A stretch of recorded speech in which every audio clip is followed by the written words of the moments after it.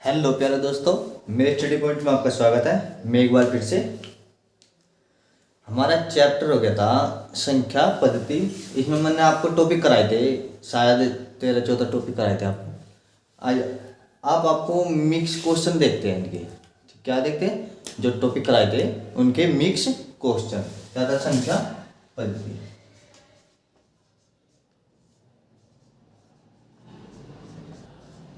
संख्या पद्धति हमारा चैप्टर चल रहा था और इसके हमने कुछ टॉपिक देखे थे। आज हम मिक्स क्वेश्चन देखेंगे, सारे टॉपिकों के मिक्स क्वेश्चन। आज हमारी संख्या पद्धति खत्म हो जाएगी। आज फिर अगला चैप्टर चलेगा, वो देखते हैं क्या चला होगी। आज हमारी संख्या पद्धति सारी समाप्त हो जाएगी। ठीक है दोस्तों, अब आगे देखते हैं, क्वेश्चन देखते हैं। ठीक है, मिक्स क्वेश्चन।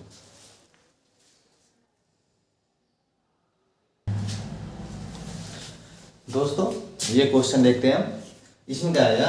1 + 3 + 5 + 7 के 15 पदों का योगफल क्या होगा। इसमें क्या आएगा? 15 पदों का योगफल क्या होगा। देखो इसमें प्रथम संख्या दी, ठीक है, संख्या कितनी है इतनी ये दिया, लेकिन लास्ट का अंक नहीं दिया कि संख्या का लास्ट का अंक क्या है। इसमें आपको एक सूत्र लगा लो, SN। SN होता है पदों का योगफल। सूत्र बता रहा हूं मैं। पदों का योगफल बराबर n/2 रूट में 2a प्लस के n माइनस के 1 इंटू डी। देखो दोस्तों, ये सूत्र होता है अगर इनमें से हमें पदों का योगफल पता हो, पदों की संख्या पता हो और हमें योगफल निकालना हो। देखो पदों की संख्या ये कितना है? n बराबर कितना है हमारा? 15। n बराबर कितना है हमारा? 15। और पदों का योगफल निकालना है हमें। ये सूत्र आप ध्यान रखना, ये सूत्र है। n का मान क्या है हमारा? 15। देखो 15/2। और a का मान क्या है आपको बताया था मैंने, a और d। a तो ये है और d मैंने बताया था इन दोनों में से घटाकर तो डी का मान निकल जाएगा। सेकंड संख्या मतलब फर्स्ट संख्या घटा रहे। ए का मान क्या हो जाएगा? 1। ए का मान ए हुआ 1। ए का मान है 1 प्लस के एन कितना है? 15 माइनस के 1। और डी मैंने बताया था आपको इन दोनों का अंतर। इन दोनों का अंतर क्या होगा? डी। दोनों का अंतर क्या है? 2। डी कितना हो जाएगा? 3 माइनस के 1 बराबर 2। तो हमारा ये है 15/2। ये हो जाएगा 2। ये 15 में से 1 गया 14, 14 दूनी 28। ये कितना हो जाएगा? 15/2। ये हो जाएगा 30। ये कितने बार कटेगा? 15 बार। और 15 की गुना क्या होगी? मतलब 15 का वर्ग 225। अगर दोस्तों हमें ऐसी कंडीशन में क्वेश्चन दिया हो और पदों का योगफल पूछ ले और संख्या दी हो, पदों की संख्या 15 है, मतलब कुछ भी हो सकती है, तो आप ये सूत्र लगाकर क्वेश्चन को सोल्व कर सकते हो। ठीक है, ये आप ऐसा नोट्स बना लो इनके, ये आप उतार लो ना। ठीक है, अब नेक्स्ट क्वेश्चन देखते हैं। देखो दोस्तों ये क्वेश्चन है 1 2 3 4। इनका योग जो 10 तक है ना वो 55 बैठता है। कितना बैठता है? 55। तो इसने कहा है 6 12 18 और 60 तक का योग कितना होगा। क्या कहा? इसका योग कितना होगा। देखो ये देखने में जितना आपको हार्ड लग रहा, ये बहुत सिंपल है। ये सिंपल कैसे है देखते हैं। जैसे कि 6 प्लस के 12 प्लस के 18 प्लस के 60 है। ठीक है, क्या है? 60। अब हमें 1 से लेकर 10 तक का मान पता है कितना है? 55। 1 से लेकर 10 तक का मान हमें पता है कितना है? 55। अब इसमें से अगर मैं 6 कॉमन ले लूँ, क्या ले लूँ? 6 कॉमन ले लूँ, तो यहाँ 1 बच जाएगा, यहाँ 2 बच जाएगा, यहाँ 3 बच जाएगा और यहाँ बच जाएगा 10। देखो ये श्रेणी ये और ये समान होगी। इसका मान कितना है हमारा? 55। तो इसकी जगह क्या रख लेंगे हम? 55। 6 तो यही है मान और 55 हो रख लेंगे। कितना जाएगा आंसर? 56 ये 30 हजार को 3, 56 से 30 और 3 33। ये इसका आंसर होगा। देखो दोस्तों अगर हमें करने का हिसाब पता होगा तो हम कर लेंगे, वैसे वहाँ आप बिछड़ जाओगे कैसे करें इसे। इसलिए आप इन्हें थोड़ा नोट्स बना लो इनके, और ये नोट्स में उतारो, जब भी कोई एग्जाम हो तो इन्हें देख कर जरूर जाओ। अब नेक्स्ट क्वेश्चन देखते हैं। देखो दोस्तों, नेक्स्ट क्वेश्चन है आपके सामने। इसमें कहा गया कि 7 क्रमागत विषम पूर्णांकों का योगफल 133 है। कितना है योगफल? 133 है। सबसे छोटी संख्या बताओ। क्या बताना? सबसे छोटी संख्या बताओ। देखो दोस्तों, मैंने आपको बताया था कि क्रमागत विषम कौन सी होती है, क्रमागत सम कौन सी होती है और क्रमागत कौन सी होती है। देखो इसमें कहा गया क्रमागत विषम पूर्णांकों का योगफल। मैंने बताया था सम और विषम क्रमागत एक ही होती है। कैसे होती है? x प्लस के 2, x प्लस के 4, x प्लस के 6, x प्लस के 8, 2 4 5, x प्लस के 10, x प्लस के 12। देखो इसे हम विषम संख्या मानते हैं क्रमागत, और सम संख्या मानते हैं। 1 2 3 4 5 6 7, 7 को कहा, ये भी कितने हैं? 7। अब इनका योगफल क्या बताया इसने? 133। अब इनका योग कर लो। x प्लस के 2 प्लस के x प्लस के 4 प्लस के x प्लस के 6 प्लस के x प्लस के 8 प्लस के x प्लस के 10 प्लस के x प्लस के 12 बराबर 133। कितना होगा? 133। देखो दोस्तों, ये योगफल कितना देगा? 1 2 3 4 5 6 7x, x तो 7 होगा, और ये संख्या भी जोड़ देते हैं। ये कितना हो जाएगा? 10 20 22 8 30 36 40 और 42। कितना हो जाएगा? 42। ये हो जाएगा 133। ठीक है। अब 7x बराबर 133 माइनस के 42। 3 मतलब 2 गए 1, और 13 में 4 गए 19। 7x बराबर कितना देगा? ये x का मान निकालो। 91/7 कितना बच जाएगा? ये 7 कम 7 7 31, 13 7 41। x बराबर कितना मान आएगा? 13। x का मान क्या आएगा? 13। तो इसमें कहा कि सबसे छोटी संख्या बताओ। सबसे छोटी संख्या तो भाई यही है, और इसका मान ही क्या आ गया? 13।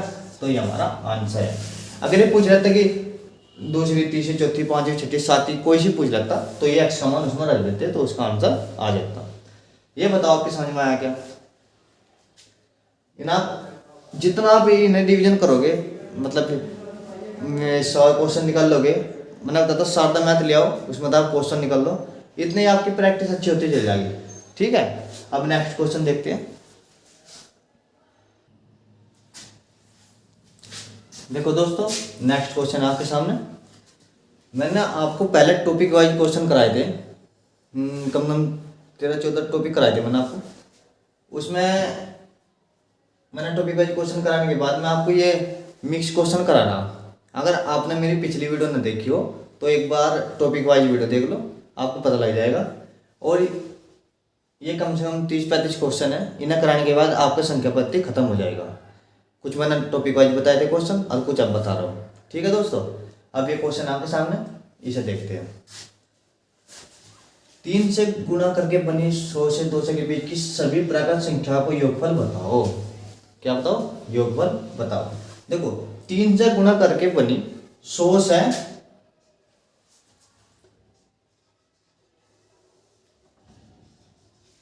200 के बीच में होनी चाहिए वो संख्या, और 3 का गुणज होना चाहिए। क्या कहा? 3 का गुणज।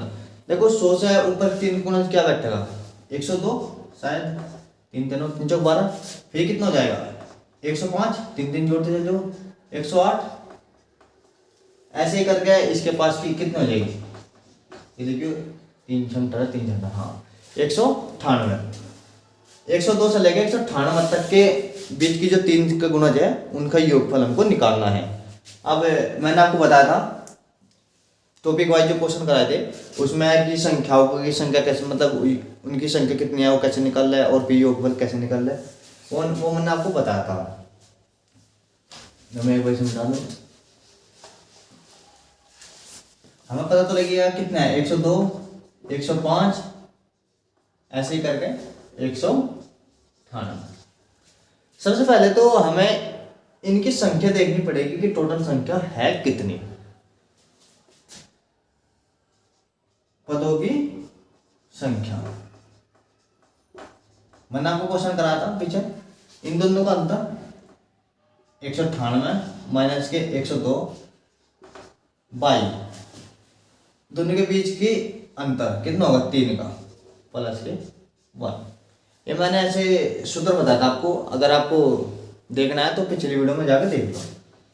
अब ये कितना बच जाएगा, 8 में से 2 गए 6, ये कितना बच जाएगा, ये 8, ये कितना बच गया यहाँ पर 9 3 प्लस के 1, ये 3 3 3 6 कितना हो जाएगा 33।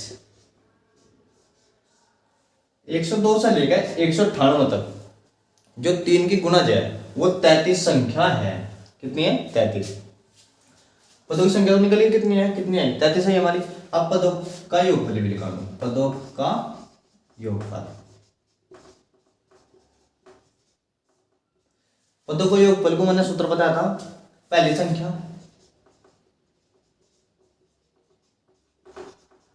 प्लस की अंतिम संख्या बाई 2 गुना पदों की संख्या।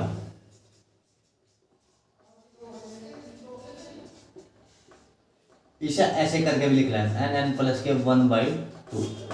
इसे ऐसे करके भी लिख सकते हैं। इसमें देखो n क्या है हमारा लास्ट का पद, एक क्या है हमारा प्रथम पद, n क्या है हमारा पदों की संख्या और बाई 2।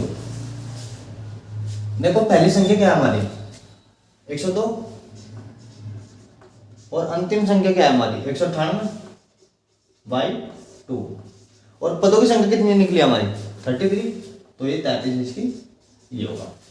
अब ये कितना हो गया यहाँ पे, ये कितना हो जाएगा जोड़ो ना, ये 300 हो जाएगा, 300 बाई 2 गुणा के 33, ये कितनी बार कट जाएगा ये 150 बार।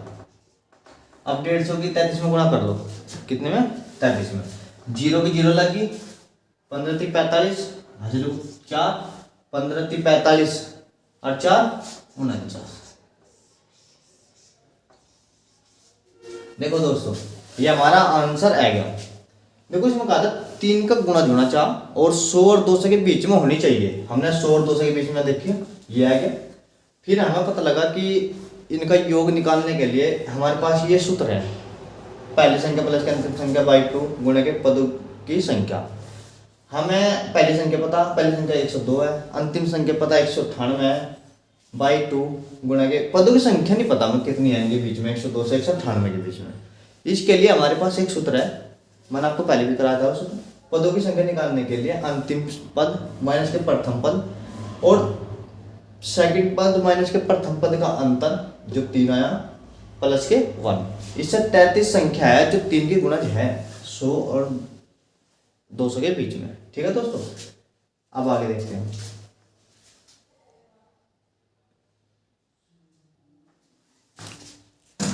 देखो दोस्तों नेक्स्ट क्वेश्चन आपके सामने क्वेश्चन है, अब आगे देखते हैं। देखो a की 3 प्लस 2 की 3 प्लस के ये 10 तक की 3 है और इनका योग दे रखा है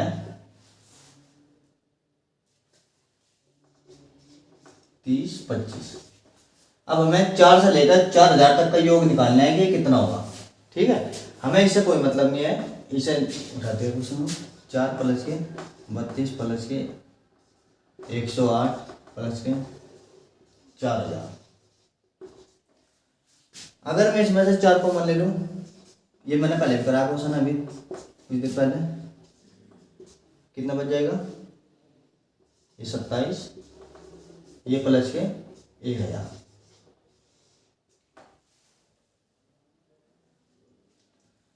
मैं इसे 4 है एक की 3 लिख सकता हूँ या नहीं लिख सकता हूँ ना, और ये 2 की 3 प्लस के 3 की 3 प्लस के 10 की 3।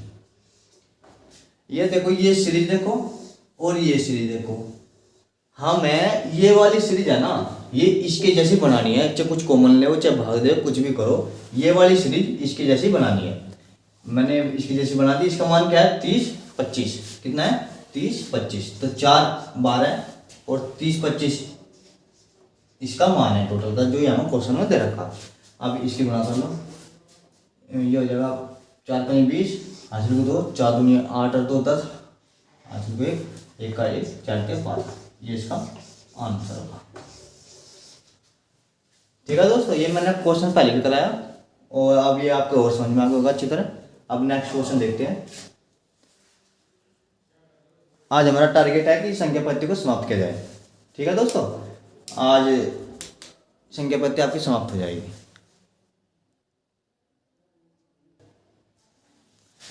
देखो प्यार दोस्तों, नेक्स्ट क्वेश्चन आपके सामने है। क्वेश्चन है कि यदि दो संख्याओं के योग को अलग अलग संख्या से गुणा की जाए तो गुणनफल क्रमशः 247 114 आता है। योगफल बताओ, मतलब संख्याओं का योगफल बताओ। देखो दोस्तों, इन्हें कहा दो संख्याओं के योगफल को, दो संख्याओं का योग a प्लस के b। देखो दोस्तों, दो संख्याओं का योगफल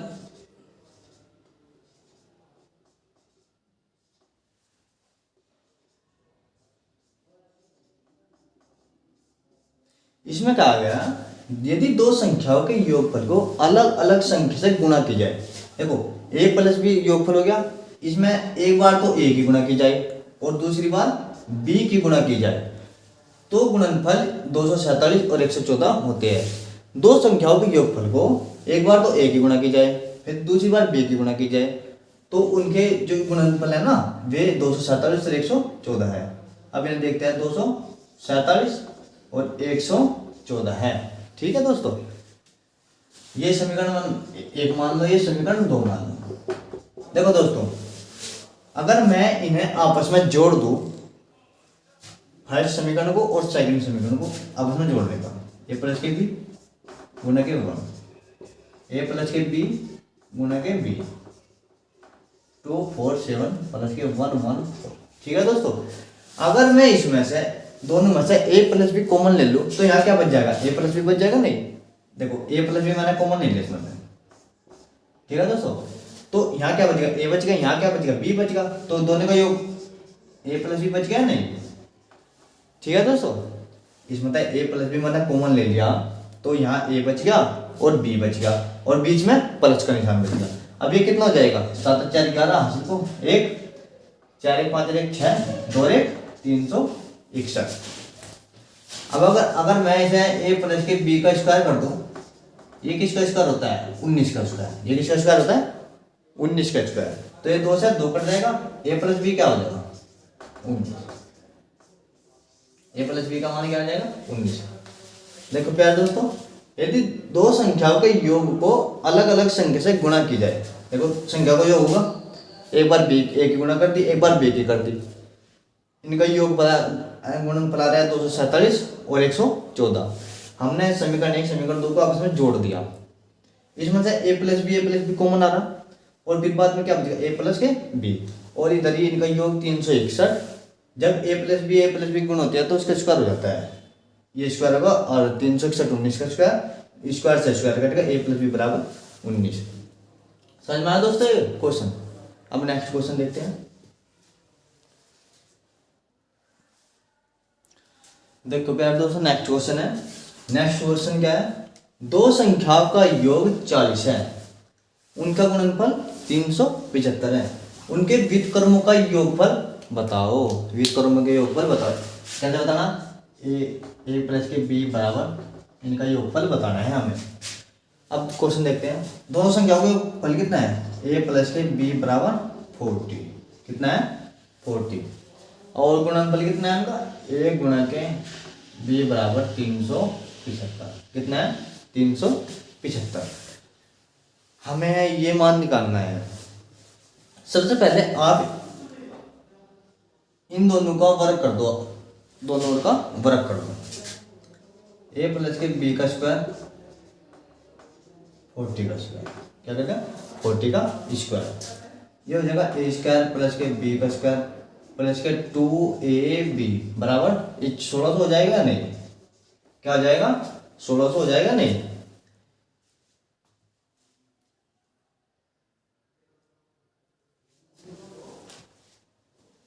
देखो दोस्तों, अगर मैं इसमें 2ab जोड़ दूं और 2ab घटा दूं, हमें क्या बनाना है यहाँ पे a माइनस के b का वर्ग बनाना है।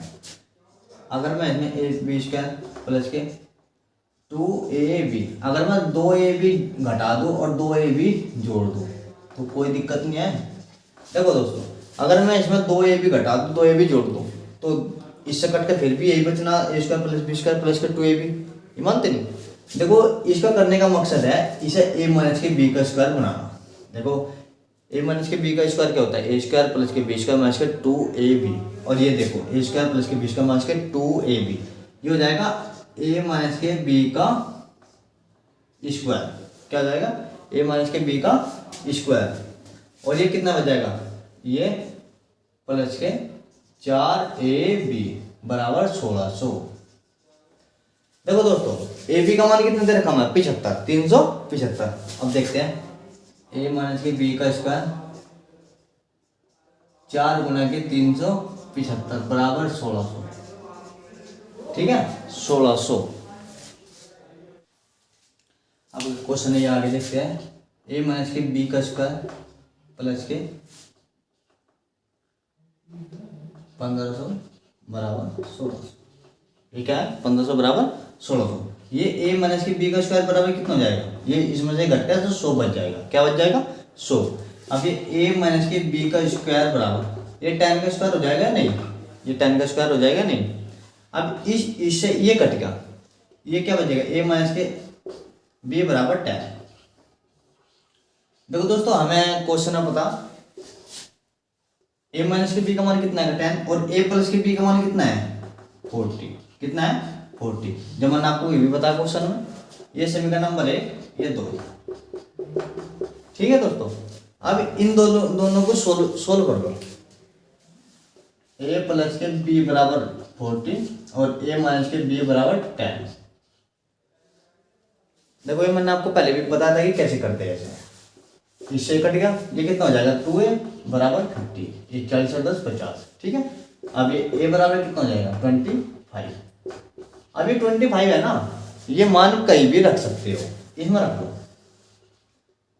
a प्लस के b बराबर 40 में रख लो। a का मान जब यहाँ रखेगा 25 और इधर जाएगा तो 15 बच जाएगा। 40 माइनस के 25 बराबर 15, तो b का मान आएगा 15।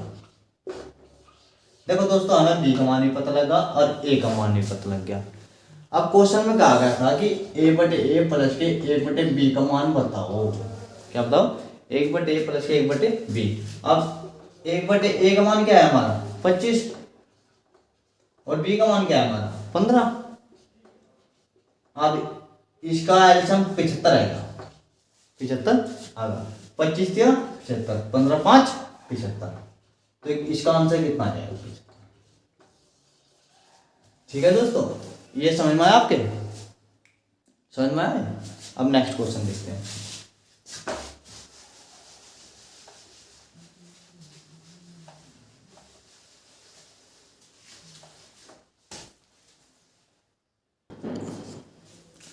देखो प्यार दोस्तों, नेक्स्ट क्वेश्चन आपके सामने, यह कोई संख्या 280 से विभाजित करने पर 115 शेष देती है। क्या देती है, 115 शेष देती है। यदि वही संख्या 35 से विभाजित की जाए तो शेष क्या होगा। तो मैंने आपको ये पहले बताया था, जब मैंने टॉपिक वाइज क्वेश्चन कराए थे, कि अगर हम पहले शेष को दूसरी जो जिससे विभाजित करवा रहे बाद में उससे भाग देते हैं और जो भी उसका शेष बचा वो हमारा आंसर होगा। जैसे कि 115 हमारा पहली बार शेष बचा, ठीक है, शेष तो ही बच गया। और यदि वही संख्या 35 से विभाजित की जाए, जो दूसरी बार जिससे विभाजित की जा रही है, जैसे कि 35 से विभाजित की जा रही है, तो जो भी इसे काटने के बाद शेष बचेगा वो हमारा आंसर होगा। 35 दिया 105, ये कितना बच जाएगा 10।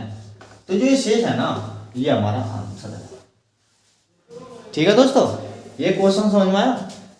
अगर पहले शेष को दूसरे भाजक तक भाग देता है और जो हमारा शेष बचेगा वही हमारा आंसर होगा।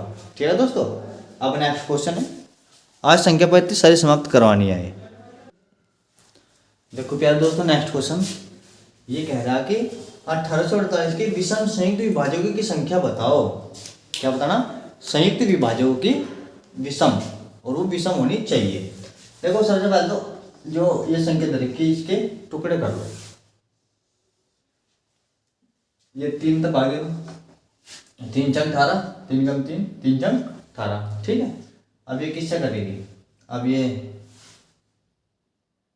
7 से भागेगा, 7 8 56, कितने बच गए 5, 7 8 56। अब ये किससे कट जाएगी 11 से, और ये किससे कट जाएगी 4 से, ये 2 से।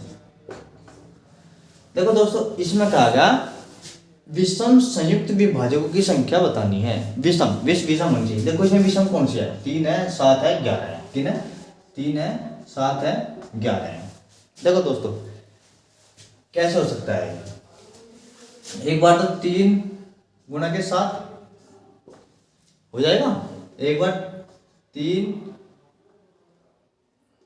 गुणा के 11 हो जाएगा, अब एक बार 3 गुणा के 7 गुणा के 11 हो जाएगा नहीं, और एक बार 7 गुणा के 11 कितनी बन जाएगी 1 2 3 4, तो कितने बनाएंगे 4, कितनी बनेगी 4। इन्होंने कहा 1848 के विषम संयुक्त विभाजकों की संख्या बताओ। सबसे पहले आपको अगर ऐसा क्वेश्चन आ जाए तो पहले तो उनके टुकड़े कर लेने हैं। टुकड़े करने के बाद आपको विषम संख्या बताई ना, तो विषम संख्या उठा लेनी है, सम संख्या छोड़ देनी है।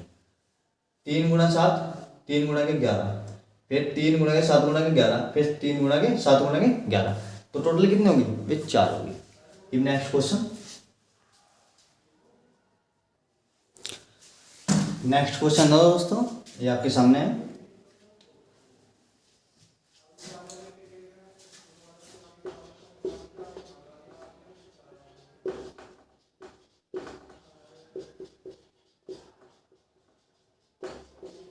ये इनसे विभाजित होगी। देखो दोस्तों अगर किसी संख्या की बार, देखो प्यार दोस्तों ये कहा कि अगर किसी संख्या की एक बार आवृत्ति हो रही है, जैसे कि 2 2 2 2 2 है ना, तो ये हमेशा 7 11 और 13 से विभाजित होगी। किस होगी, 7 11 13 से विभाजित होगी, 7 11 13 से विभाजित होगी। अगर एक ही संख्या की बार बार आवृत्ति हो रही है, अगर दो संख्या की बार बार आवृत्ति हो रही है, जैसे 1 2 1 2 1 2, तो वो हमेशा 101 से विभाजित होगी। किससे होगी, 101 से। अगर कोई संख्या 3 बार रिपीट हो रही है, जैसे कि ये 3 संख्या कई बार रिपीट हो रही है, तो ये हमेशा इससे विभाजित होगी। अगर कोई संख्या 4 बार रिपीट हो रही है, जैसे कि 1 2 3 4 एक ही होगा, 1 2 3 4 फिर ये होगा, 1 2 3 4 फिर ये होगा, तो ये हमेशा इससे विभाजित होगी। ध्यान रखो अगर किसी एक संख्या की बार बार आवृत्ति हो रही है तो 7 11 13 से, 2 की हो रही है तो 101 से, 3 की हो रही है तो 1001 से, 4 की हो रही है तो 10001 से। इसका सिंपल सा तरीका है याद रखने का, तीन संख्याओं की बार बार आवृत्ति हो रही है तो ये 4 है, 4 संख्याओं की बार बार आवृत्ति होती है तो ये 5 संख्याओं से विभाजित होगी, जैसे कि 1 2 3 4 5, जैसे कि 1 2 3 4, 3 संख्याओं की बार बार आवृत्ति हो रही है तो ये 4 से विभाजित होगी। यहाँ 2 संख्याओं की बार बार आवृत्ति होती है तो 3 से होगी। तो जितनी संख्याओं की बार बार आवृत्ति होती है वो एक फालतू मतलब उससे विभाजित होगी, जैसे कि 1001, ये 3 संख्या तो ये 4 संख्या तो विभाजित होगी 1001। ठीक है दोस्तों, ये थोड़ा याद रखने का तरीका है। ये नेक्स्ट क्वेश्चन देखते हैं।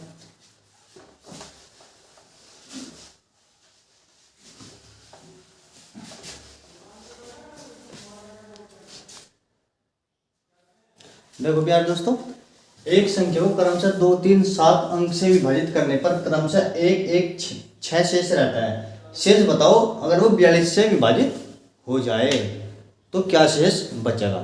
तो वरना आपको अगर कई शेष दिए हो और कई भाजक दिए हो तो मैंने आपको बताया था, सूत्र था विशेष शेष बराबर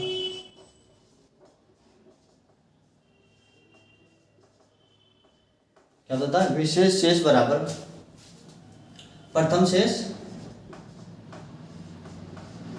क्या होता है, प्रथम शेष प्लस के द्वितीय शेष, द्वितीय शेष। गुणा के प्रथम भाजक, क्या होता है, प्रथम भाजक प्लस के तृतीय शेष गुणा के प्रथम भाजक, प्रथम भाजक गुणा के द्वितीय भाजक।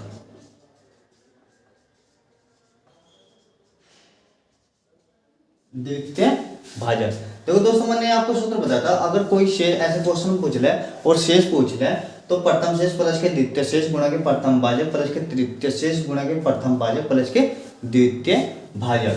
देखो इसमें भाजक क्या है, 2 3 7, भाजक क्या है हमारे, भाजक है 2 3 7 और शेष क्या है, शेष है 1 1 6, क्या है 1 1 6।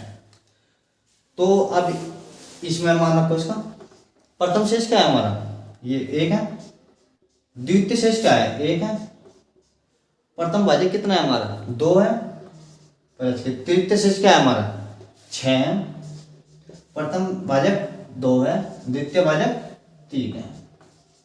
अब ये इसे सोल्व करते हैं, 1 प्लस के 2 एकम 2 प्लस के 36 12 3 36, ये कितना जाएगा 39।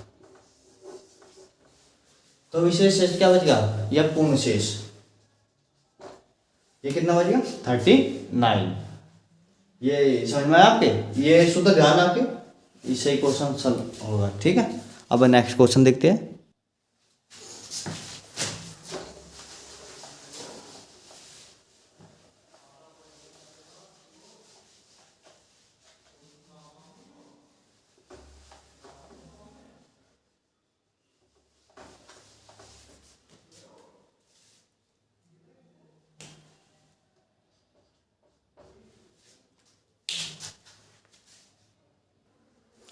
देखो दोस्तों, नेक्स्ट क्वेश्चन है, ये कहा यदि स्टार 381 11 से विभाजित हो तो स्टार का मान ज्ञात कीजिए। किसका मान ज्ञात करना, स्टार का मान ज्ञात कीजिए। मैंने आपको 11 से विभाजित होने का नियम लिखवाया था, क्या लिखवाया था, सम और विषम संख्याओं का अंतर 0 होना चाहिए। मैं आपको एक और बात बता दूं, सम और विषम संख्याओं का अंतर 11 का गुणज भी हो जाए तो भी वो संख्या 11 से विभाजित होगी। कैसे होगी, देखो स्टार 3 8 1, सम और विषम ये हो गया,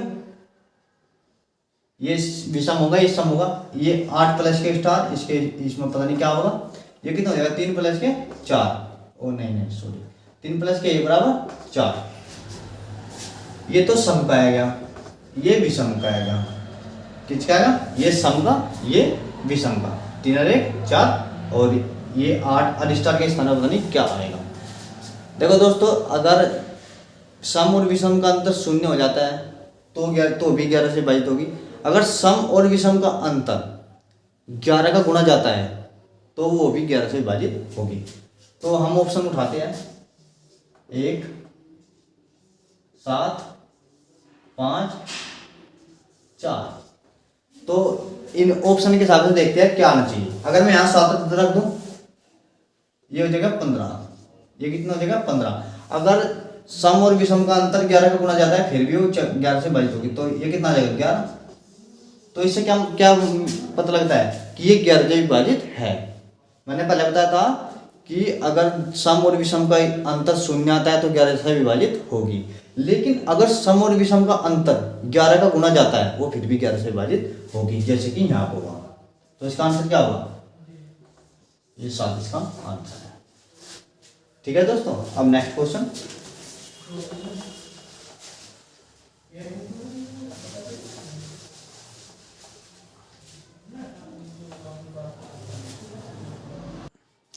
देखो दोस्तों, नेक्स्ट क्वेश्चन है, 2 अंकों की अभाज्य संख्या के साथ 18 जोड़ दिया जाए तो उत्क्रमित संख्या प्राप्त होती है।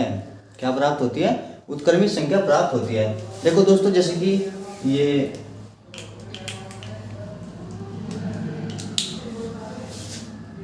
18 है, कितना है 18 है। अगर मैं इसे किसी संख्या के साथ जोड़ दूं तो उसका उत्क्रमित हो जाता है, उल्टा हो जाता है। मतलब जैसे कि मैं 13 है, संख्या 13 है, प्लस के साथ 18 जोड़ दूं तो कितना हो जाएगा 31।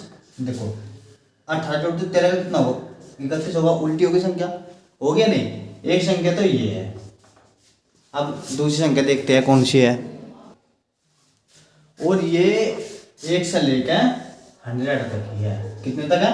1 से लेकर 100 तक। 1 से लेकर 100 तक। अगर मैं 79 में 18 जोड़ दूं, ये कितना हो जाएगा? 97। कितना हो जाएगा? 97। 8 और 9 17, 7 का हासिल गए, 7 और 1 8 और 1 9 97। तो ये 1 से लेकर 100 के बीच में दो ही संख्या है जो 18 जोड़ने के बाद उसको उत्क्रमित हो जाता है। देखो, 1 13 है, 1 19 है। ये हमारा आंसर हो। कितने? अब नेक्स्ट क्वेश्चन देखते हैं। देखो दोस्तों, नेक्स्ट क्वेश्चन ये आपके सामने है। नेक्स्ट क्वेश्चन देखो क्या है। भेड़ तथा गडरियों के समूह में 20 पैर हैं। पैर कितने हैं? पैर हैं 23। जो सिर की संख्या से 10 अधिक है। जो सिर की संख्या से 10 अधिक है। देखो, एक तो होगा भेड़, एक होगा गडरी। क्या होगा? एक भेड़ और एक गडरी। भेड़ और गडरी।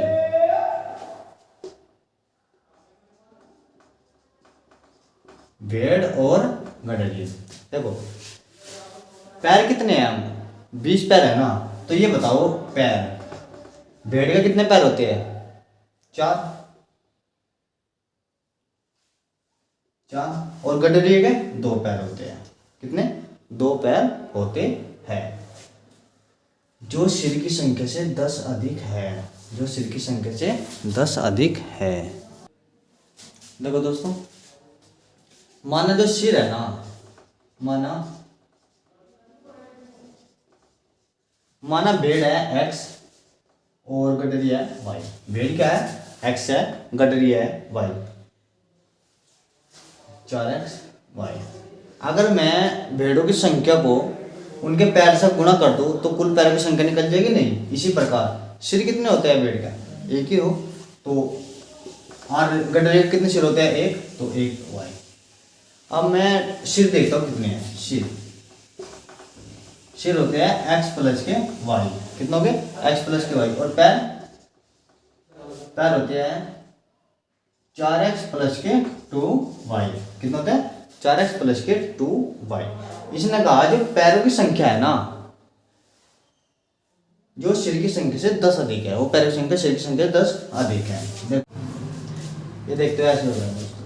4x प्लस के 2y बराबर 16। ठीक है, ये कितना हो जाएगा? 2x प्लस के y बराबर 8। ये समीकरण नंबर 1। और सिर कितने बताए? x प्लस के y। ये कहा गया उससे 10 अधिक है, तो x प्लस के y बराबर 6। ये समीकरण 2। इन दोनों को हल कर दो, इसी के नीचे ले आओ। 2x प्लस के y बराबर 8। ये समीकरण नंबर 1। ठीक है, अब माइनस माइनस माइनस इससे ही कटेगा। अभी कितना बचेगा? माइनस के x बराबर माइनस के 2, 2 से 2 कटेगा। x बराबर 2। x का मान कितना है? 2। x का मान समीकरण कोई इसमें भी रख सकते हो आप। मैं इसमें रख रहा हूँ। ये 2 2 या 4 प्लस के y बराबर 8, तो y बराबर 4। x का मान भी निकल गया, y का मान भी निकल गया। x कितने थे? 2 और y कितने थे? 4। तो x 2 y 4। क्या होगा? x 2 y 4। ठीक है दोस्तों। अब नेक्स्ट क्वेश्चन देखते हैं दोस्तों। इसमें हमें सबसे बड़ी संख्या बतानी है। 2 की 50, 3 की 40, 4 की 30, 5 की 20। अब ये कैसे करते हैं? देखो, 2 की 50 होगा, 3 की 40, 4 की 30, 5 की 20। ठीक है दोस्तों। अगर मैं देखते हैं दोस्तों, अगर मैं 2 की 50 को 2 की 5 की 10 ले लूँ, कोई दिक्कत? देखो, 10 बने 50, फिर भी ऐसे ही हो जाएगा। जैसे कि 3 की 4 की 10 लिखो, इसीलिए 4 की 3 की 10 लिखो, 5 की 2 की 10 लिखो। देखो हमें हमारा मकसद ये जो घात है ना ये समान करना है। ये जो ऊपर की घात है ना ये समान करना है, ये हमारा मकसद है। 2 की 5, 2 दूनी 4, 2 दूनी 8, 2 16 दूनी 32। ये हो जाएगा क्या 32 की 10। ये कितना 3 3 9 27 थी 81, 81 की 10। 4 6 16 चौका 64, 64 की 10। 5 बजे 25, 25 की 10। देखो दोस्तों इसमें आपको पता लगेगा कि बड़ी संख्या कौन सी है, छोटी संख्या कौन सी है। देखो घात समान है, जो भी बड़ी संख्या होगी वो बड़ी होगी, जो छोटी होगी वो छोटी होगी। देखो 81 है, ये सबसे बड़ी है तो ये सबसे बड़ी संख्या है, और 25 है ये सबसे छोटी है तो ये सबसे छोटी संख्या है। तो इसमें कौन सी राइट है ये, तो ये हमारा आंसर होगा। तो इसमें बड़ी कौन संख्या कौन सी है 3 की 40। ठीक है दोस्तों, बस आज यहीं तक। अब आज हमारा संख्या पद्धति समाप्त हो गया। अब कल से नेक्स्ट चैप्टर करेंगे। देखो दोस्तों अगर आपको मेरी वीडियो अच्छी लगती है तो लाइक और शेयर करें और चैनल को सब्सक्राइब करें और बेल आइकन को प्रेस करें। देखो दोस्तों इन्हें पढ़ाने के लिए बहुत मेहनत करनी पड़ती है, क्वेश्चन को उतारना पड़ता है, मिटाना पड़ता है। इसलिए दोस्तों आपका 1 मिनट नहीं लगने का, लाइक और शेयर जरूर करें, सब्सक्राइब करें चैनल। जय हिंद।